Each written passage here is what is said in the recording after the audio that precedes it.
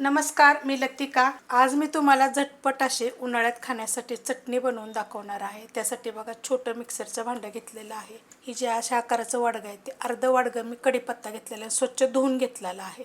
आता हा कढीपत्ता आपण ह्याच्यामध्ये काढून घेऊया। तेवढ्याच अंदाजामध्ये आपल्याला पुदिना घ्यायचा। तर पुदिना कसा घेतलाय बघा, त्याच्या काड्या पण घेतलेल्या, जेवढ्या कवळ्या असतील का नाही तेवढ्या काड्या घेतलेल्या आहेत, म्हणजे देठं घेतलेली आहे ती कवळी। तेवढीच मी कोथिंबीर पण घेतलेली आहे, तिच्या पण अशी कवळी कवळी देठं घेतलेली आहेत।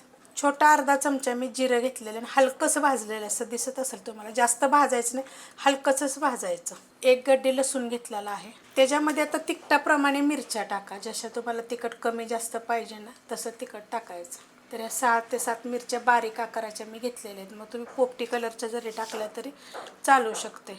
चवीप्रमाणे टाकायचं मीठ, त्यात एकदम थोडीशी साखर टाकणार, एकदम थोडीशी टाकायची, जास्त नाही टाकायची। 1 चमचाभर आपण त्याच्यामध्ये लिंबाचा रस टाकणार आहे। लिंबाचा रस जर टाकायचा नसेल ना तर तुमच्याकडे आमचूर पावडर असेल तर छोटा अर्धा चमचा टाका।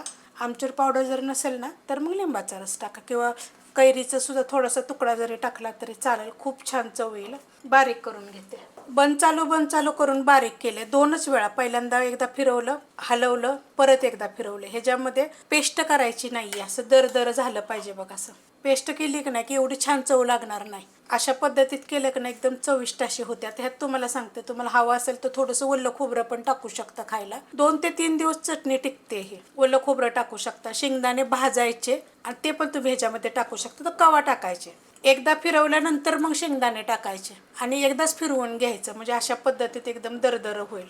आणि ही चटणी खायला खूप छान लागते बरं का, एकदा जरूर करून बघा। ह्याला फोडणी द्यायची गरज नाही, परतायची गरज नाही। तशा रेसिपी सगळ्या माझ्या चॅनलवर मी अपलोड केलेल्या आहेत की त्याला परतलं पाहिजे, हे केलं पाहिजे, पण झटपट आणि आपल्या शरीरासाठी पण ही चांगली आहे। करून बघा। रेसिपी आवडली तर लाईक करा, सबस्क्राईब करा, कमेंट करा आणि शेअर बी करा।